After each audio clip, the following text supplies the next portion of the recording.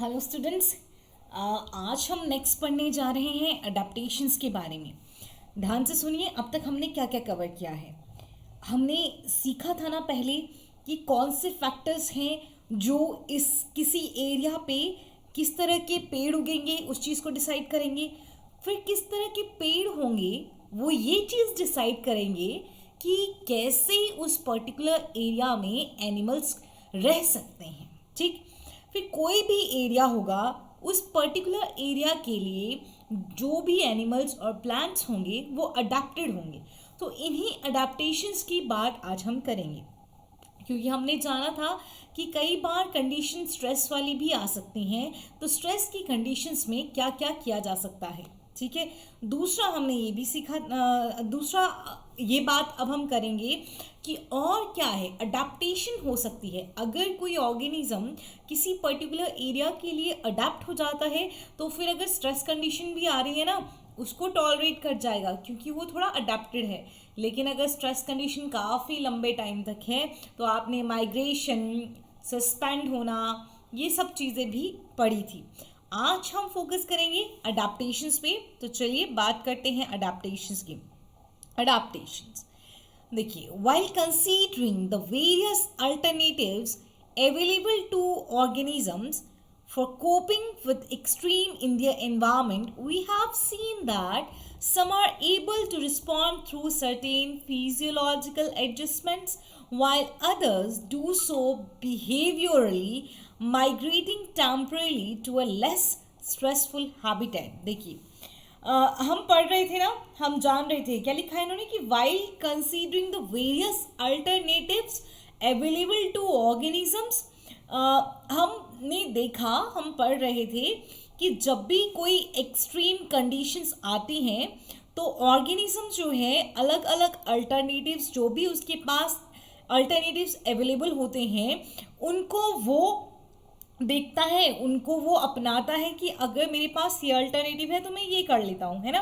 For example कि तुम्हें जो है वो अपना पढ़ाई करनी है, पढ़ाई करने के लिए तुम्हें बुक्स चाहिए, पर तुम्हें पढ़ना बायोलॉजी था लेकिन अभी तुम्हारे पास बायो की बुक नहीं है तो तुम ढूंढोगे कि क्या मेरे पास केमिस्ट्री का बुक है या फिजिक्स का बुक है जो अभी अल्टरनेटिव वे पे मैं उसको पढ़ सकता हूँ, या फिर तुम्हें बायोलॉजी ही पढ़ना है, मतलब तुम्हारा कोई और सब्जेक्ट पढ़ने का मन नहीं है तो तुम इंटरनेट का यूज़ भी कर सकते हो, ठीक है। अगर इंटरनेट भी नहीं है तो तुम फिर डेफिनेटली जो बुक तुम्हारे पास अवेलेबल होगा उसी बुक को पढ़ोगे, है ना। तो यही होता है कि हमने देखा कि ऑर्गेनिज्म जब भी उसको एक्सट्रीम कंडीशन से डील करना पड़ता है तो वो अलग अलग अल्टरनेटिव वेज अपनाता है। ठीक, हमने देखा कि किस तरह से अपनी बॉडी को फिजियोलॉजिकली वो एडजस्ट करता है, मतलब बॉडी के फंक्शंस थोड़े चेंज हो सकते हैं। और कई बार ऑर्गेनिज्म जो है वो अपने बिहेवियर को में भी चेंज दिखाता है, जैसे कि कुछ टाइम के लिए माइग्रेट हो जाता है अपनी जगह से, ऐसी जगह चला जाता है जहाँ पे कम स्ट्रेसफुल कंडीशंस हो। फॉर एग्जाम्पल हमने पढ़ा था क्यूलेडो नेशनल पार्क भरतपुर राजस्थान में है, जहाँ हर वर्ष जो है वो साइबेरियन क्रेन वहाँ पे आता है क्योंकि उसकी अपनी जगह पे काफ़ी ज़्यादा ठंड हो जाती है तो वो स्ट्रेसफुल कंडीशन को अवॉइड करने के लिए वो दूसरी जगह भाग के आ जाता है, ठीक है।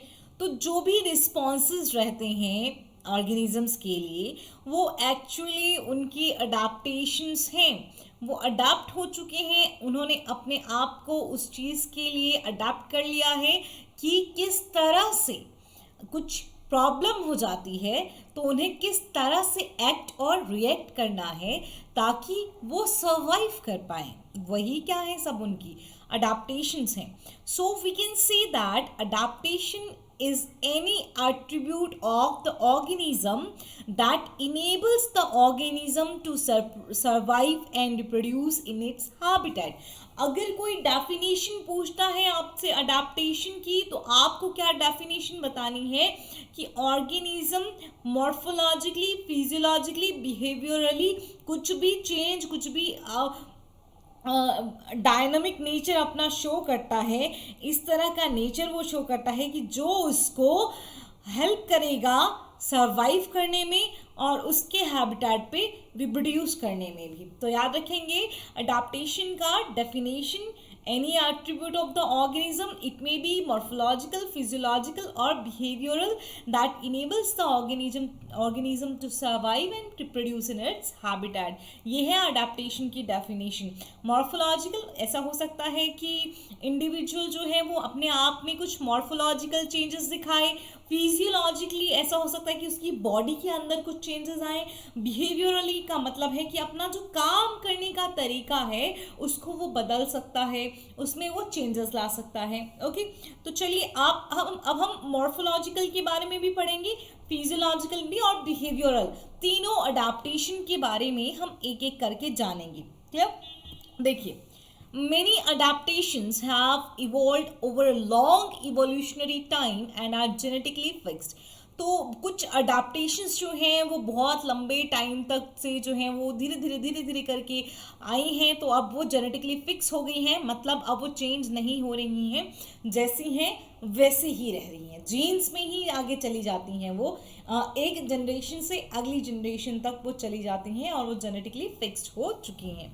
देखिए, in the absence of an external source of water, the kangaroo rat in North American desert is capable of meeting all its water requirement through its internal fat oxidation, in which water is a byproduct। मैंने आपसे एक lecture के दौरान पूछा था कि क्या kangaroo सच में अपने जो हम्प होता है उसमें वो पानी स्टोर करके रखेगा, उसी चीज़ का आंसर आपको मिलेगा। देखिए, कंगारू रैट है, यहाँ पे कंगारू की बात नहीं है, किसकी है ये? कंगारू रैट की बात है।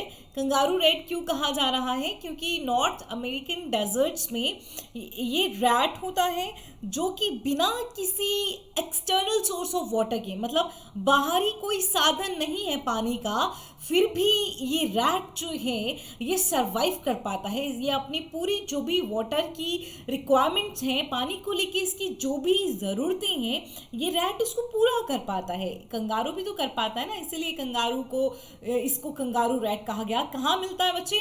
नॉर्थ अमेरिकन डेजर्ट्स में। ध्यान देना है, कंगारू रैट कहाँ है? नॉर्थ अमेरिकन डेजर्ट्स में है।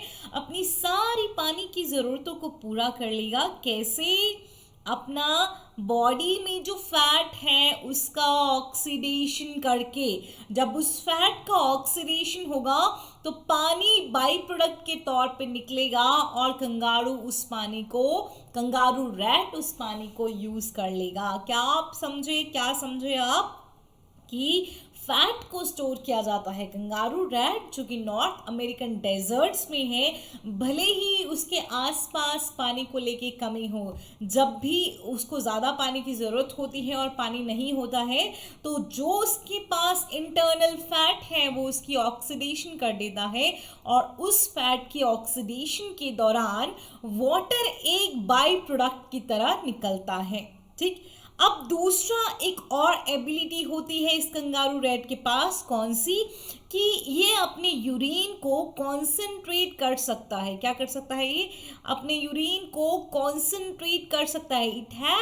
It also has the ability to concentrate its urine so that minimal volume of water is used to remove excretory products। ठीक है, तो इसके पास ये भी एबिलिटी होता है कि अपने यूरिन को कॉन्सेंट्रेट कर सके।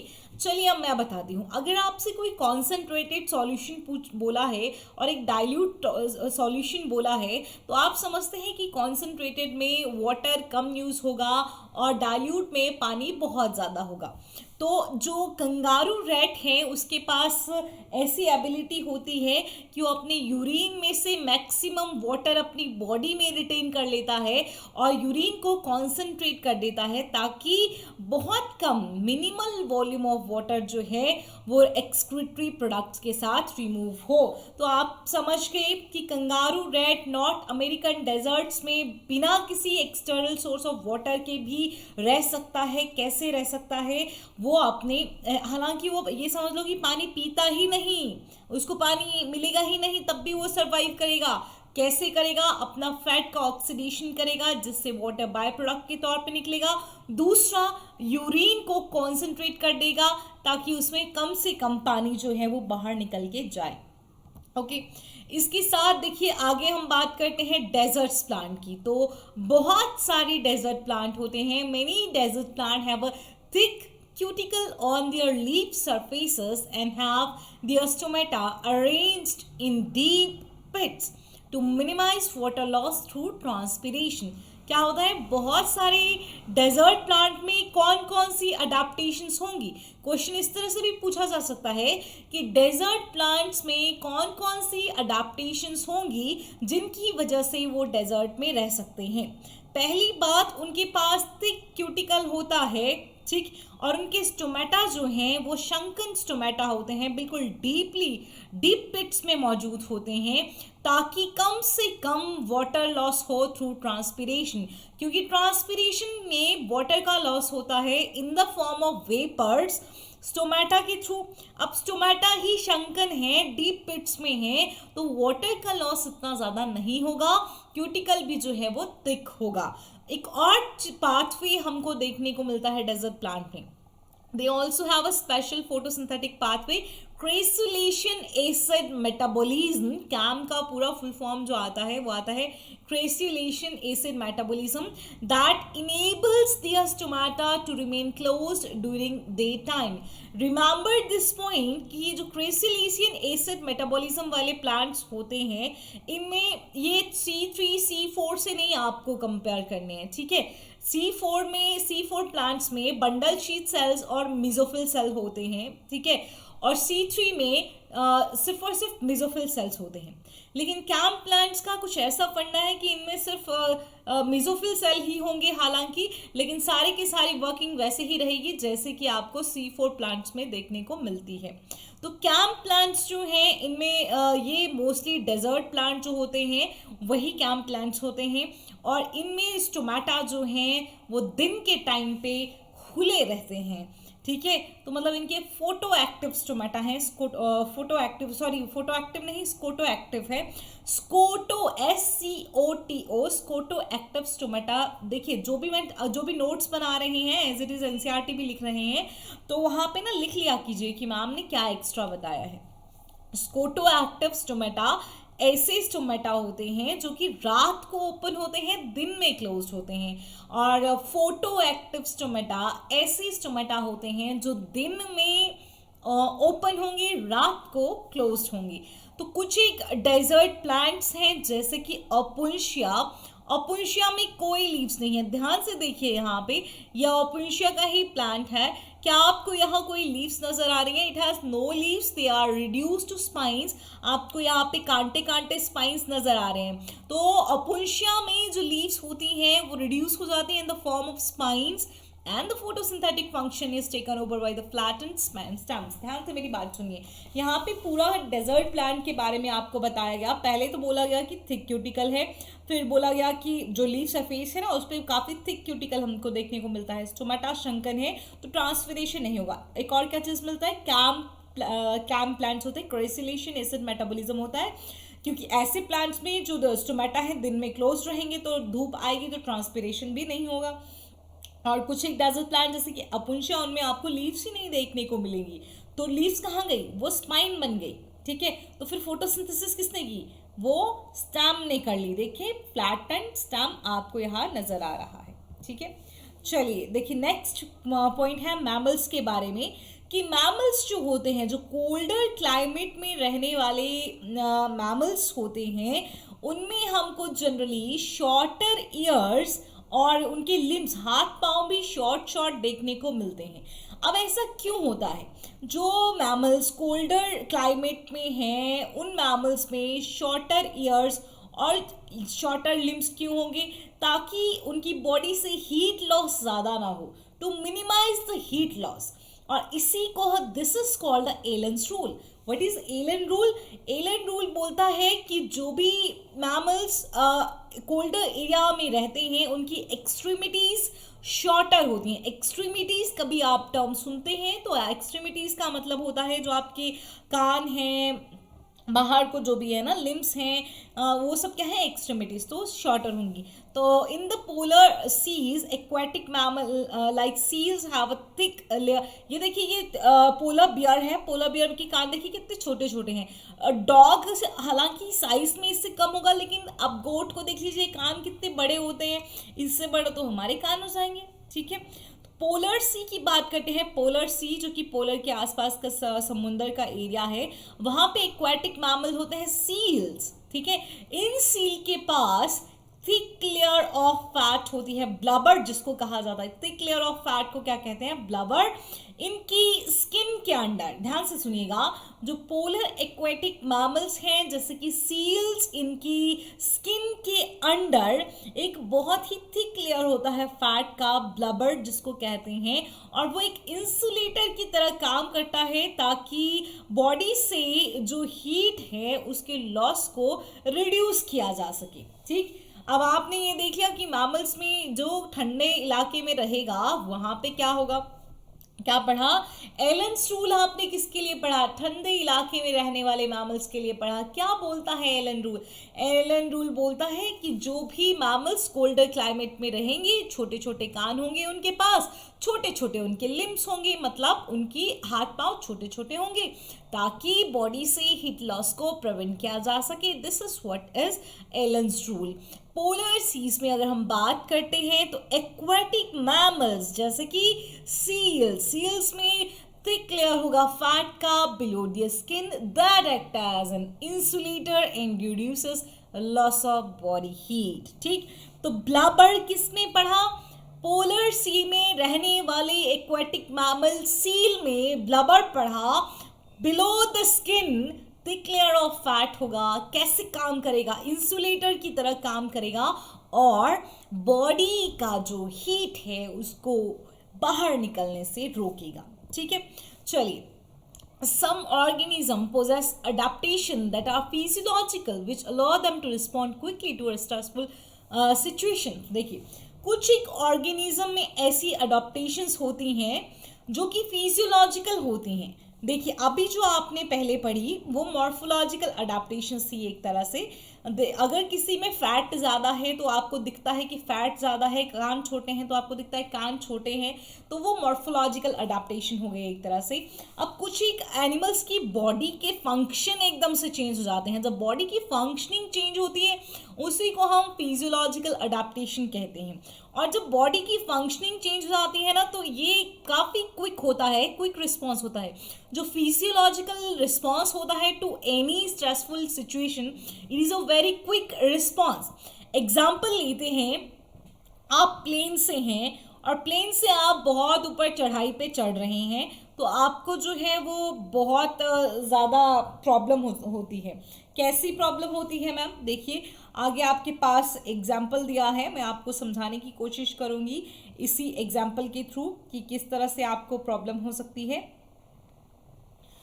If you had ever been to any high altitude place, ठीक है, greater than 3500 metre, Rohtang pass near Manali and Leh. भाई मनाली हिमाचल में है, हिमाचल में बड़े बड़े पहाड़ होते हैं। ठीक है, अगर आप किसी भी बड़े हाई एल्टीट्यूड वाली जगह पे गए हैं जो कि 3500 मीटर से भी ज़्यादा हाइट है, जिसका अल्टीट्यूड है, रोहतांग पास है। रोहतांग पास जो है वो मनाली और लेह के पास है। ये भी क्वेश्चन आपको पूछा जा सकता है क्योंकि as you know we are entirely covering NCERT. You must have experienced that what is called altitude sickness. बहुत सारे लोगों को altitude sickness हो जाता है। ठीक है, अगर कोई प्लेन से पहाड़ी पे चढ़ने लगता है तो उनको बड़ा altitude sickness हो जाता है, मतलब नौसिया हो जाता है। ठीक है, ऐसे चक्कर आने लगते हैं, उल्टी आने लगती है, थकावट हो जाती है, फटीग हो जाता है, हार्ट पाल्पिटेशंस, मतलब धक धक धक धक धक बहुत ज़्यादा आपको रेस, ऐसा लगता है कि बहुत ज़्यादा तेज आपकी हार्ट बीट हो चुकी है।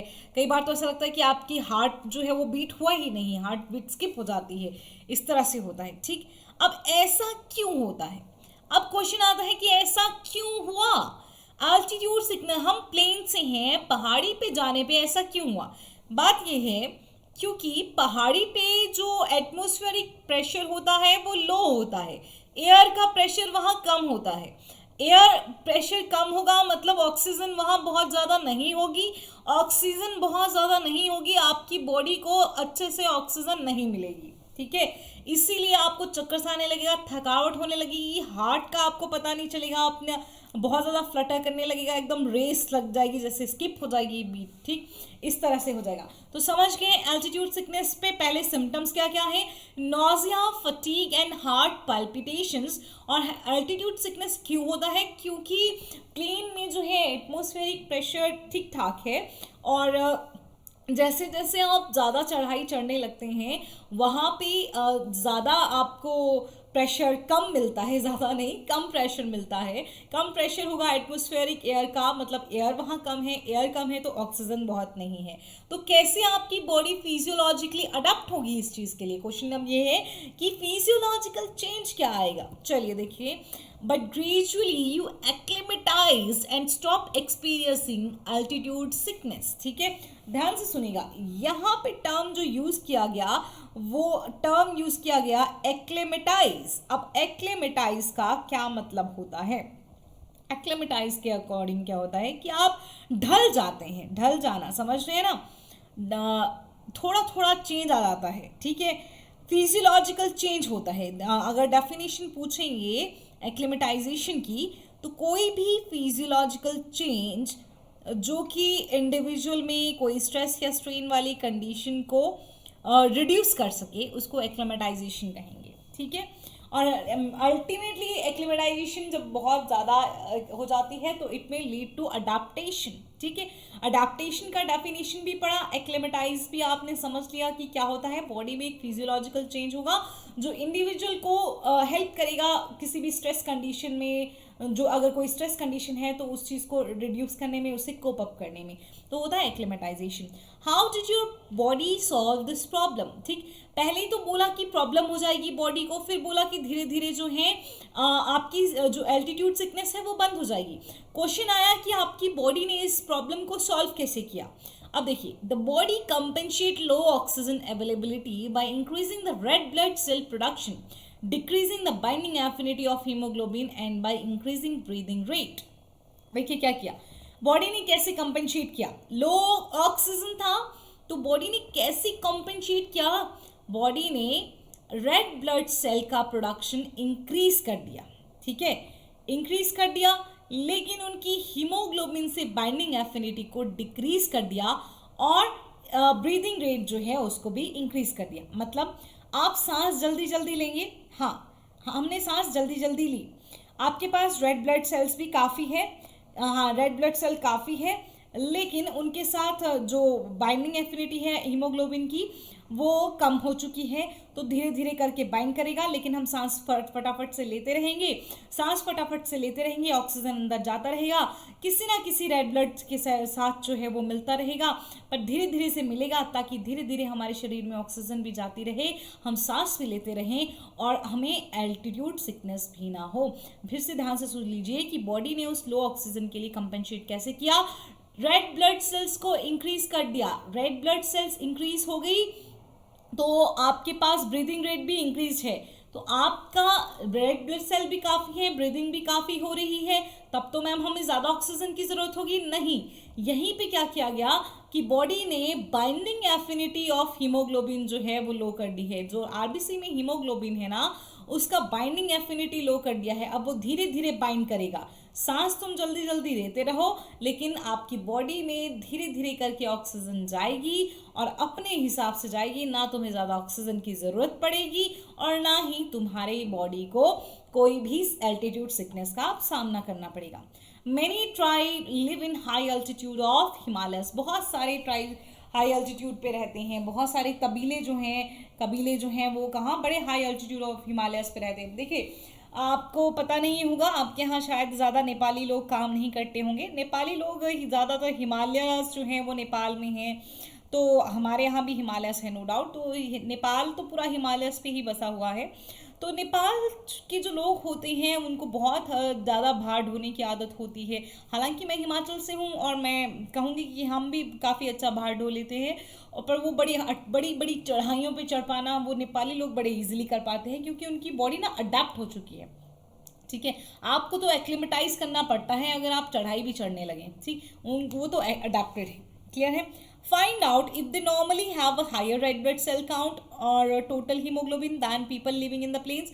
ये बोलते हैं कि जानने की कोशिश कीजिए कि जो हायर एल्टीट्यूड पे हैं लोग हिमालयास के, उनमें रेड ब्लड सेल्स जो हैं वो ज़्यादा होती हैं कि नॉर्मल प्लेन में रहने वाले लोगों से. तो बिल्कुल हाँ, थोड़ा रेड ब्लड सेल्स जो हैं वो ज़्यादा होती हैं. इसीलिए जो लोग पहाड़ों पे रहते हैं, मैं तो पूरा बहुत जो अपर हिमाचल है, मैं थोड़ा लोअर हिमाचल से हूँ, उनके जो चीक्स हैं वो थोड़ा रेड हो जाते हैं सर्दियों के टाइम पे. ठीक है, ज़्यादातर.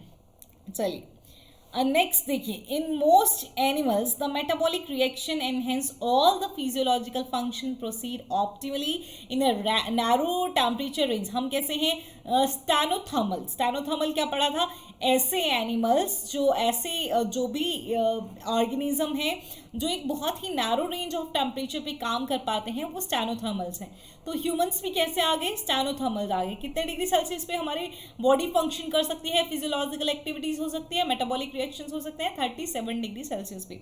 But there are microbes, archaebacteria that flourish in hot springs and deep sea hydrothermal vents where temperature far exceeds 100 degree Celsius. हमने लास्ट लेक्चर में भी पढ़ा था कि माइक्रोब्स जो हैं वो बहुत हॉट स्प्रिंग्स में रह सकते हैं, हाइड्रो सी में जो हाइड्रोथर्मल वेंट्स होते हैं वहाँ पे रह सकते हैं. वहाँ पे टेम्परेचर 100 डिग्री सेल्सियस से भी ज़्यादा होगा, तो वो वहाँ कैसे रह सकते हैं? How is this possible?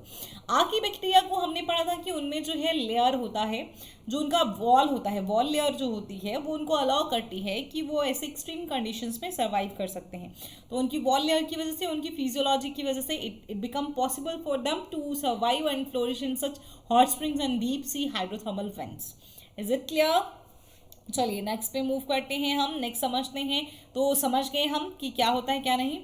अब देखिए, बहुत सारी फिशेस हैं, ये फिजियोलॉजिकल ही बता रहे हैं मुझे, है ना.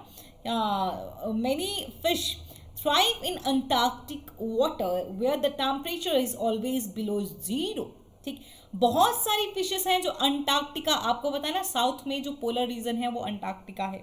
अंटार्कटिका का पानी जहाँ पे टेम्परेचर हमेशा ज़ीरो से कम रहता है, इतना ठंडा रहता है, तो कैसे how do they manage to prevent their body fluids from freezing? कैसे वो अपने बॉडी फ्लूइड को मैनेज कर पाते हैं कि वो फ्रीज ना हो. ठीक, तो यहाँ पे आपको याद रखना है कि ऐसे एनिमल्स के पास एंटी फ्रीजिंग प्रोटीन्स होती हैं.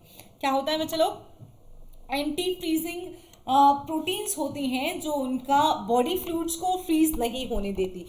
क्या पढ़ा था हमने कि कुछ एक जो अडेप्टेशंस है ना वो जेनेटिकली फिक्स्ड हो चुकी हैं. ठीक, तो इसी तरह से ये जो एक अडेप्टेशन है, हालांकि ये एक फिजियोलॉजिकल अडेप्टेशन है लेकिन जेनेटिकली फिक्स्ड है. कैसे? एंटी फ्रीजिंग प्रोटीन उनकी बॉडी में बनती रहेंगी और वो सब इतना सब जीरो लेवल पे भी, जीरो से कम लेवल पे भी सर्वाइव करेंगे. A large variety of marine invertebrates and fish live at a great depth in the ocean where the pressure could be more than 100 times the normal atmospheric pressure that we experience. देखिए, बोलते हैं कि बहुत सारे marine invertebrates जो समुद्र में रहते हैं, बहुत सारे मेरीन इन्वर्टिब्रेट्स हैं और फिशेस हैं जो कि महासागरों में बहुत ज़्यादा गहराई, बहुत ज़्यादा डेप्थ पे रहते हैं, और उस जगह पे प्रेशर जो होगा वो जो भी हम नॉर्मल एटमॉस्फेरिक प्रेशर एक्सपीरियंस करते हैं उस प्रेशर से 100 गुना ज़्यादा होता है. 100 times more atmospheric pressure they will experience. Okay, so how do they live under such high pressure and do they have any special enzymes? ठीक है, ध्यान से सुनिएगा बात को कि कैसे वो रह पाते हैं इतना हाई जो प्रेशर होता है उसके अंडर. क्या उनके पास कुछ स्पेशल एंजाइम्स भी होंगे? डेफिनेटली उनके पास कुछ स्पेशल एंजाइम्स बिल्कुल हो सकते हैं. ठीक है, ये बायोफिजियोलॉजिकल बायोकेमिकल अडेप्टेशन हम इनको बोलेंगे. दूसरी बात ये भी है कि अगर हम बात करते हैं कि प्रेशर की बात करते हैं ना, तो उनकी जो भी बिल्कुल डीप डाउन सी में एनिमल्स रहते हैं उनमें जो फ्लूइड है ना वो ज़्यादा पाया जाता है. उनका जो उनकी बॉडी सॉलिड जो फ्लैश है, मीट है, वो भी ज़्यादा होगा और जो फ्लूइड होगा उनकी बॉडी में वो भी ज़्यादा होगा, क्योंकि फ्लूइड जो है ना वो इनकम्प्रेसिबल होता है, वेयर एयर इज़ कंप्रेसिबल. ठीक, तो इसीलिए ऐसे एनिमल्स जो कि इतने ज़्यादा प्रेशर के अंडर रहेंगे उनकी बॉडी में ज़्यादातर हमको फ्लूइड देखने को मिलेगा जो कि इनकम्प्रेसिबल होगा, तो उसके लिए उनके पास स्पेशल एंजाइम्स भी रहेंगे.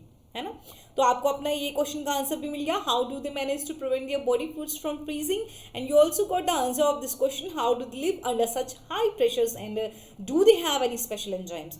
Organisms living in such extreme environment show a fascinating array of biochemical adaptations। इनमें क्या हुई, बायोकेमिकल, फिजियोलॉजिकल नहीं हम कहेंगे, क्या कहेंगे, बायोकेमिकल अडेप्टेशंस हुई। किस तरह से कि बॉडी में जो केमिकल्स हैं वो रिस्पॉन्ड कर रहे हैं यहाँ पे, है ना। चलिए, some organism show behavioural responses. तो हमने मॉर्फोलॉजिकल पढ़ा, फिजियोलॉजिकल पढ़ा, बायोकेमिकल पढ़ा, एंड अब हम आ रहे हैं बिहेवियरल रिस्पॉन्सेस पे। कुछ एक ऑर्गेनिजम्स जो हैं वो बिहेवियरल रिस्पॉन्सेस देते हैं to cope up with variation in their environment. अपने जो एनवायरनमेंट है उसमें जो भी चेंजेस आ रहे हैं, जिस भी तरह के चेंजेस आ रहे हैं, उन चेंजेस को समझने के लिए बिहेवियरल रिस्पॉन्सेस जो हैं वो कुछ ऑर्गेनिज्म शो करते हैं।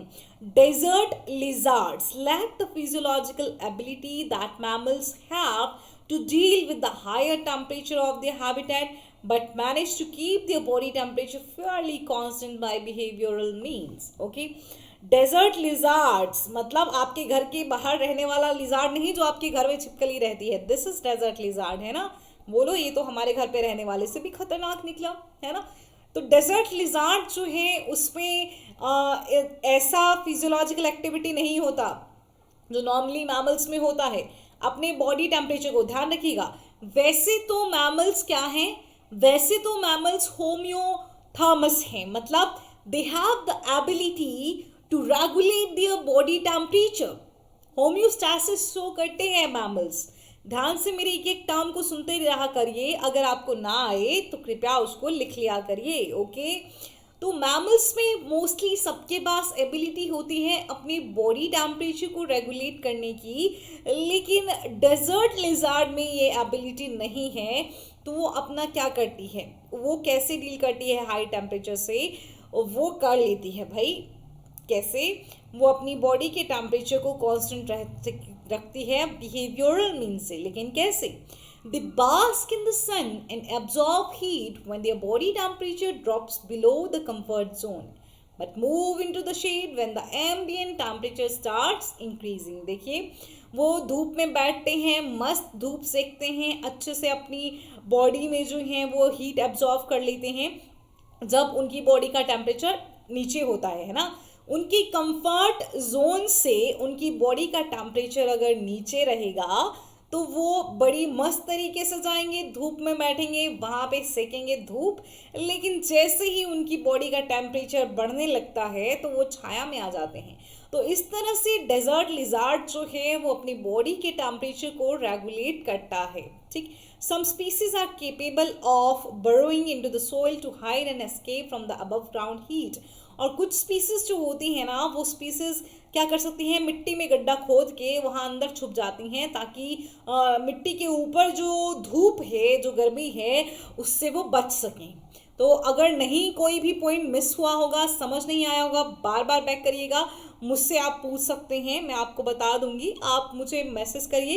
एक बच्ची ने जवाब दिया ग्रुप में, जो पिछले लेक्चर में मैंने क्वेश्चन पूछा था, आई थिंक रागिनी ने ही आंसर किया है, और किसी ने भी आंसर नहीं किया है। आई रिक्वेस्ट यू ऑल कि आप अगर लेक्चर ध्यान से देखते हैं ना, if I am asking any of the question from you, you are suppose to answer that question. Okay,